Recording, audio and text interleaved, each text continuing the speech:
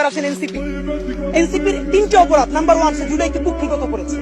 ঠিক 71-এ মুক্তিযুদ্ধ যেভাবে আওয়ামী লীগ কুক্ষিগত করেছে, এনসিপি জুলাইকে কুক্ষিগত করেছে। মুক্তিযুদ্ধ করেছে সবাই, আবমর, কৃষক, শ্রমিক, জনতা, জনযুদ্ধ।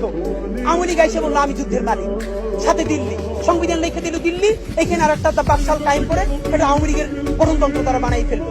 জুলাইকে কুক্ষিগত তারা করেছে। এই জুলাইকে কুক্ষিগত করার কারণে তারা দ্বিতীয় যে কাজটা করেছে, অনেকেই তারা দুর্নীতিগ্রস্ত হয়েছে। দেখেন আমাদের কলিজা ছিঁড়ে যায় এই কথাটা বলতে।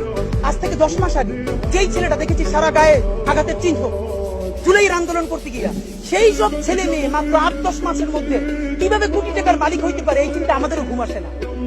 10 মাস তো, আরে রাজনীতি তো এখন 5 বছরের না, রাজনীতি তো 50 বছরের। কষ্ট করে বসে থাকলে আগামী বাংলাদেশ হয়তো আমাদের, জুলাই যোদ্ধাদের।